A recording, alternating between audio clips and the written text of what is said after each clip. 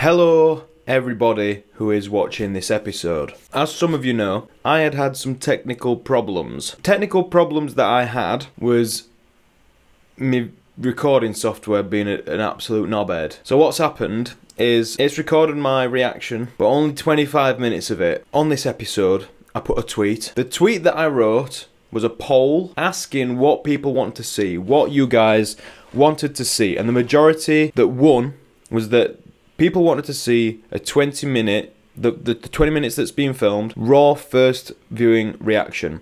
And then the rest of it, they want it to be a review of the scenes that we missed. So that's what I'm going to do for you. I am really sorry. I was really annoyed that it hadn't recorded the full episode, the full reaction. But I also, along with the people who voted for the winning poll, I didn't want to have to go back on it and watch it twice over and fake a reaction or just not react as much. So I'm doing 20 minutes for you, and then the rest will be notes that I've written down and a review of the other scenes that we've missed. So here is the episode, and then afterwards I will do the review. Sorry about that. See you at the end. Do you have any idea who you are? It. You can breathe. You can blink.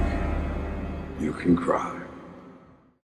Welcome back to another episode of The Walking Dead. I am catching up with The Walking Dead now. I'm trying to do it as quick as possible.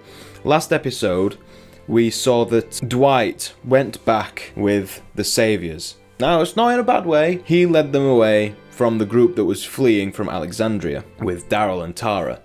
And Tara, being someone who is full with just revenge, she wanted to kill him, and she ran after him and tried to kill him, but no luck because the Saviors turned up and Dwight led them away from the group. And I think that proved to Tara straight away that he can be trusted. I trust Dwight.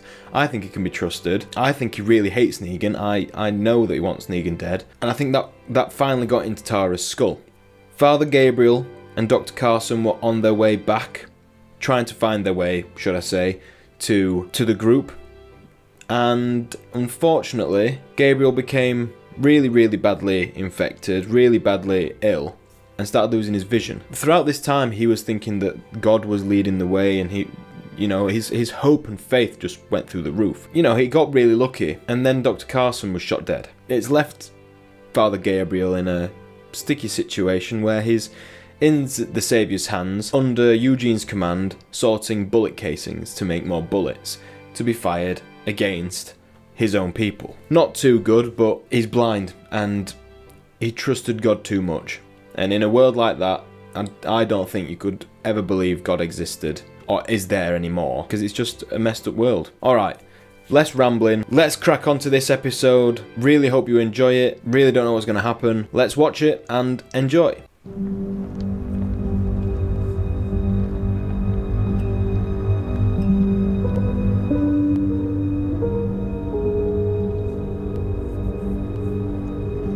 Headed toward Hilltop. I figured our people would be putting up a blockade sooner or later. Oh, he doesn't look like he's bought Good that. job. Oh. But we pulled the blockade. Have to let the mice play a little. Slug a beer, put on your best vest, and get your ass downstairs, because like I said, we got work. Oh, mate.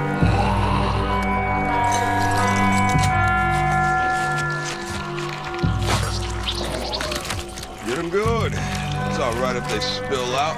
We're gonna gather up the jackpots for refreshers. And guts is guts. Push it in nice and deep. Oh, they're doing exactly what Eugene recommended. That's the stuff. Holy damn, this is gonna be all kinds of awesome. Ooh. Is Simon turning against him?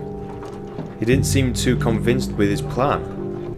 We're not going for headshots, just flesh wounds. Hit a few, leave them living, let them turn. Don't kill them.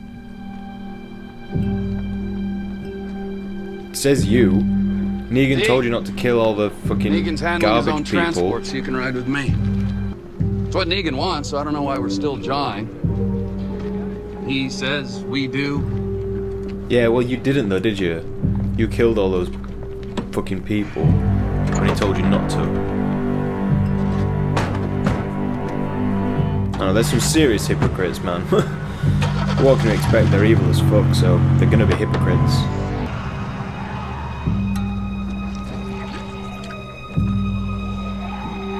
I have a feeling he's gonna fucking bash someone's head in with a bloody gutty Lucille. You look beautiful, baby. Oh my god.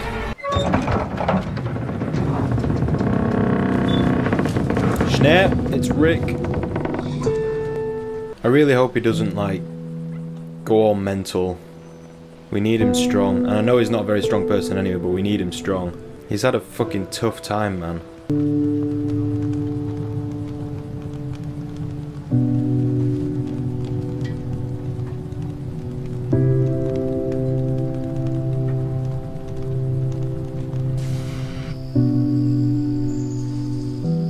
I feel as though things are never going to be quite the same between Rick and Daryl.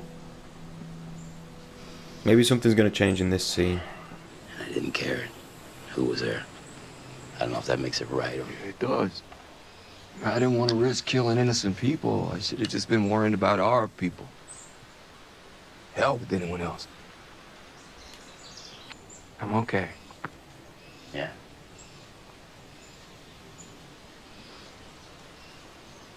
Okay. I'm gonna be okay. He is not okay.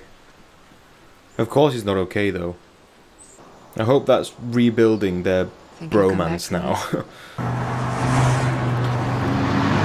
Oh god.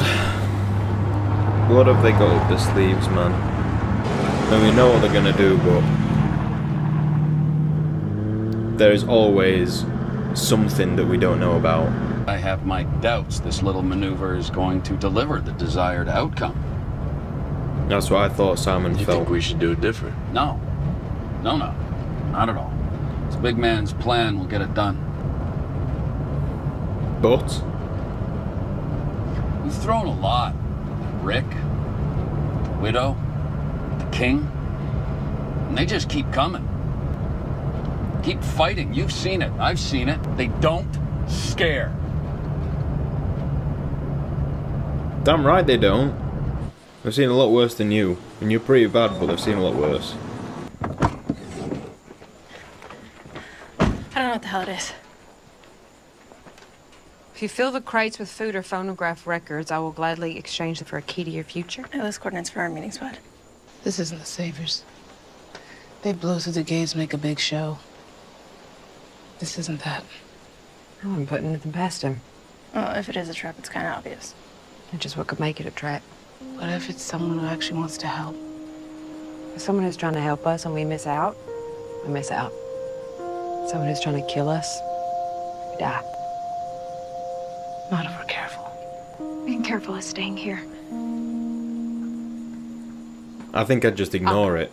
There is way too much risk right now to be trusting somebody else. I know.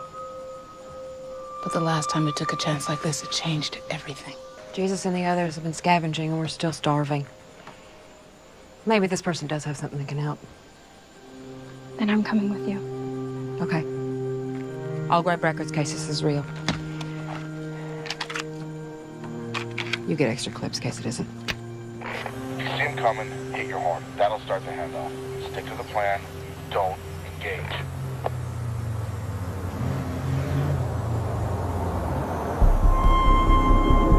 Oh shit, here they are.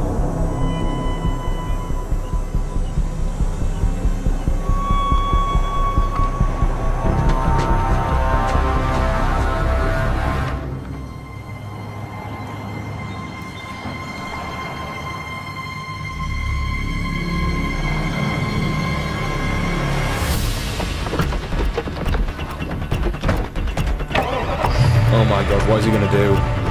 What is he doing?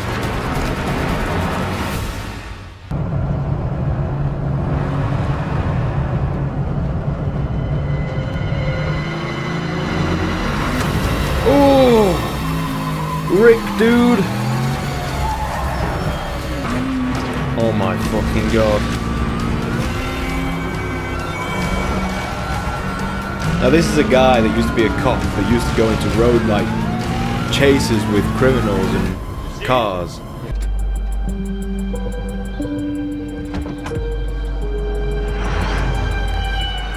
Couldn't tell if Simon looked pleased about that or not. Keep everyone in tight, create a perimeter, cut down anything that comes close.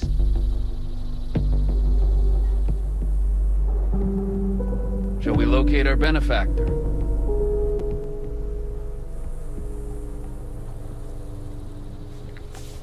I don't know what's going through Simon's mind right now.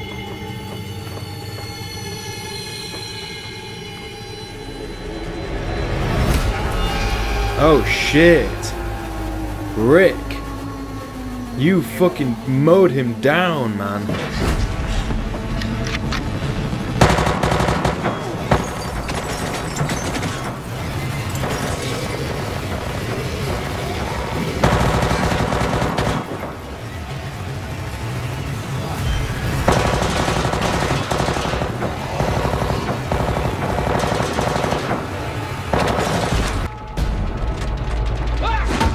Oh!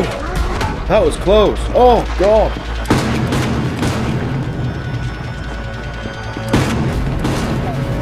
Rick, come on, what are you doing? This is just... This is ridiculous. Yes, I know you want him dead, but holy crap.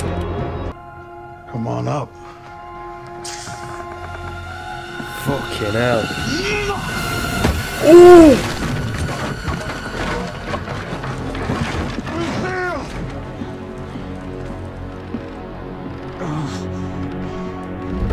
Oh, dude, you could put the axe straight through his head. Oh, you asshole.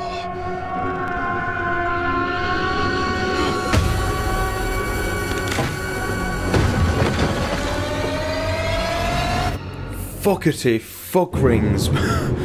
And unfortunately, that is where it stops. So, now I'm going to speak about each scene that I felt was relevant in order of how the scenes went. I'm going to start off with where we met Georgie. Who is Georgie? Now we met Georgie, or I believe that's her name. I did catch it really quickly, and now it's just kind of stuck in my head, so I'm hoping it's Georgie. But who is she? Why is she offering this? Why is she offering knowledge for records and music? I did really like how our group, Rick's group, proved to them that they were worth taking seriously. Throughout the scene, Georgie kept saying that it's obvious that they kind of don't take any shortcuts, they're always cautious, and they know how to fend for themselves, otherwise they wouldn't be out there and acting like they are. So I like how they did prove that they were worth taking seriously, and I think that meant a lot to Georgie, knowing that she could trust them, that they are worth trusting.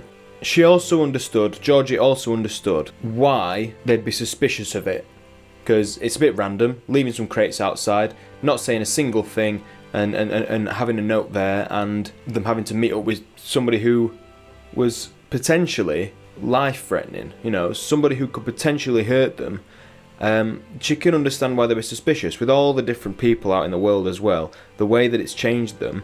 Of course you're going to be suspicious of people you don't know and strangers who just leave boxes and notes for you. And Enid had a really good point about how they've survived with the deals that they've been offering.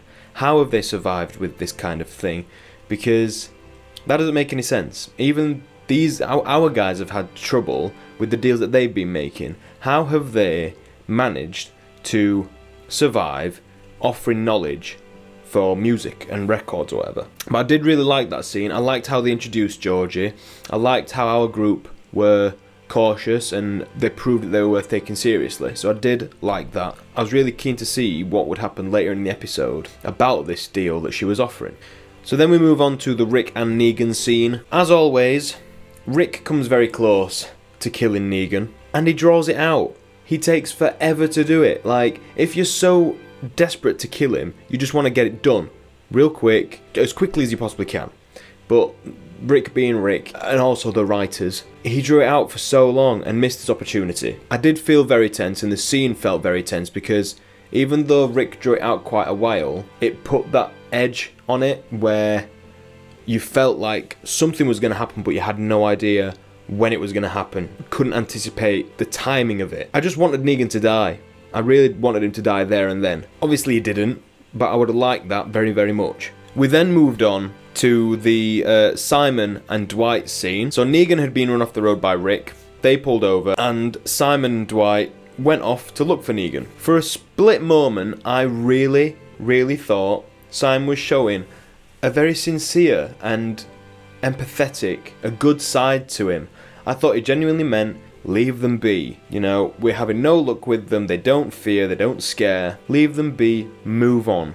You know, find somebody else. When he said it was enough, I just genuinely thought, you're right, it's been enough. Just move on, find somebody else, let them live, leave them to live, and find somebody else to do a deal with. Because all this fighting, all it's doing is killing people, and neither side want that. So it's kind of counterintuitive. Throughout this entire time though, we know that Simon is betraying Negan's trust and betraying his word, because Negan tells him to do something and Simon goes the complete opposite direction and goes behind his back and does what he wants to do. And so it comes to where they found the car. I'm not entirely sure what the whole point of it was, because at first I thought it was like he could still be in the car, set the car on fire, be rid of Negan. And they walked off thinking Negan could be dead, but he's not. And then Negan will appear from nowhere and voila, they didn't kill him, but they attempted to. But then I realised they were talking about the fact that he might not be there, he could be anywhere, and I didn't know what the point of setting the car on fire was. I don't know, I felt that that just made very little sense to me. I kind of understood the concept, I understood what they were getting at, I think, but it just didn't make any sense. Fair enough, Simon doesn't like Negan. He thinks, I think that's clear, that Simon would happily have Negan dead so he could rule instead. I think that's clear. But I felt it was quite, I don't know, it just didn't work for me, that scene. The only thing I did like about it was the fact that Simon persuaded Dwight to be on that level. He persuaded Dwight, you know, this is a life-changing moment, go for it. And he does it, and he sets that car on fire. We then go all the way back to the Rick and Negan scene. And Rick sets Lucille on fire, and obviously Negan doesn't like that, and he starts swinging the bat, and Negan comes out of nowhere. Obviously, because Negan can see Lucille just on fire, he can find Rick easily, so he rugby tackles him, you know, takes him to the floor. He starts swinging and throwing the bat around. He also hits a room, like a barrier, into a room where there's a load of walkers in it, and they all come flooding out.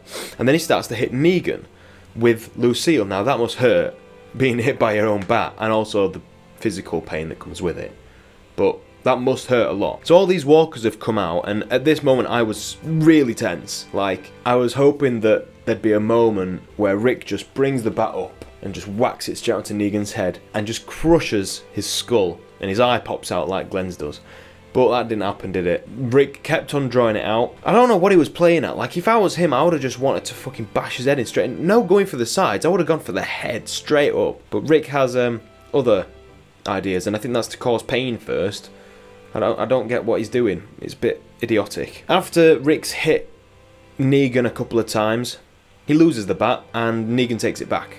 And that's when you kind of just, what was the point in all that? Why would you do that? Set Lucille on fire, make yourself incredibly obviously seen with the fire, and then lose the bat. The one thing that would be amazing to kill Negan with.